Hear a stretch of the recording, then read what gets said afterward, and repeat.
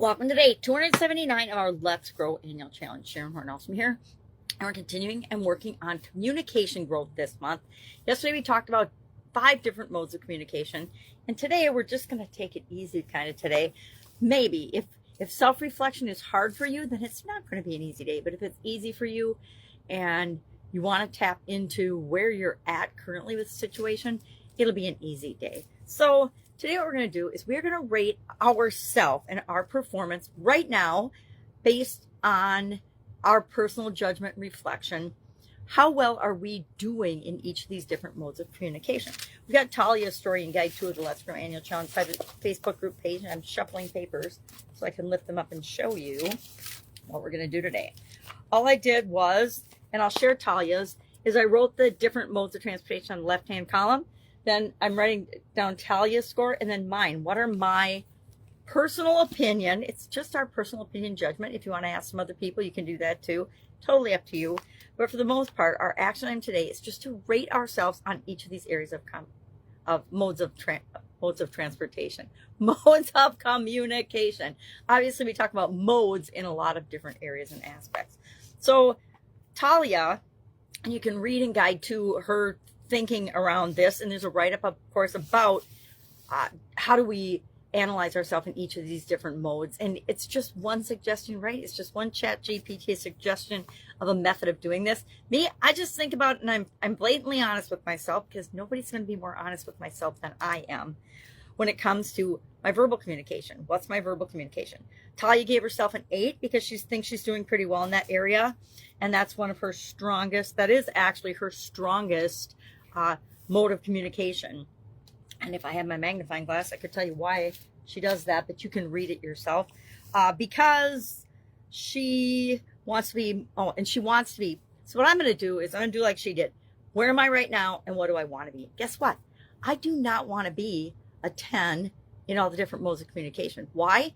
It's a lot of extra effort to be perfect in something than to be proficient. And in many areas and aspects of our life, being proficient is more than enough, because lots of people aren't even competent and proficient. So verbal, she gave herself an 8. She wants to be a 9 because she wants to be more empathetic. She realized that as she's in meetings, sometimes she acts aloof or like she's not paying attention because she doesn't make direct eye contact, and because, oh, that's nonverbal, never mind. Verbally, what and how do you rate yourself when it comes to speaking, when it comes to having conversations with people one-on-one? Put that, you don't have to put it in the comments below. Just do like I did, do a chart. And if you want to take an overall average of all 5 modes, that might, let's just share that today. Let's share our average. I'm going to write that down so I remember to do it. Share your average in the comments below. You don't have to share each individual thing, and averages won't be very meaningful to other people. They'll be the most meaningful to us. And do we want to be an average communicator? I say we want to be an above average communicator, right? One of the fastest, easiest ways to create what you want in your life is to become a better communicator. Read, write, I want to say arithmetic. Read and write in a way that communicates clearly with other people. Communication is a gateway to anything you want to succeed in life.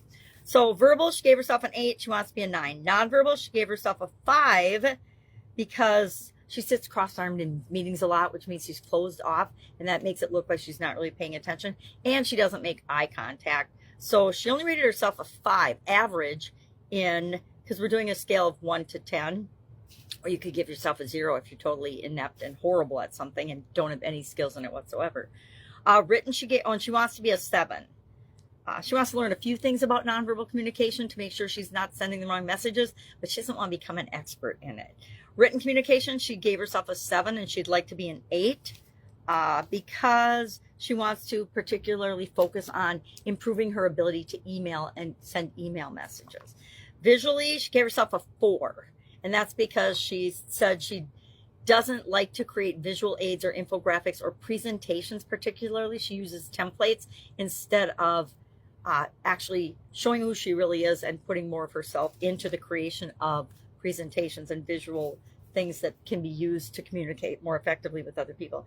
And she wants to be a 6. She wants to learn some design principles, but then again, it's not an area she wants to focus on and be an expert at because she doesn't use it very often.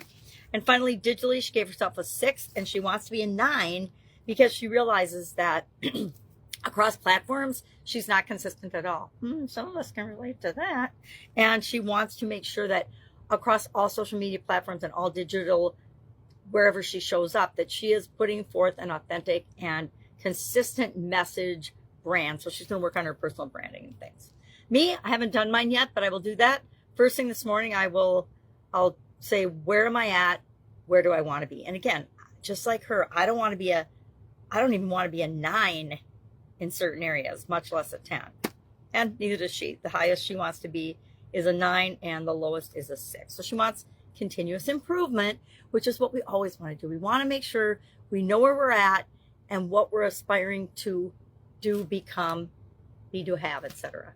All right, questions about this, hit me up. If you're struggling with, well, how do I know what my number is on a scale of 1 to 10? There's no perfect answer. This is your opinion of where you're at right now. But if you give yourself a 2 and you're doing videos every day, I must say you're probably way better at verbal than you think you are. All right, have an awesome day, and I'll, of course, be with you tomorrow.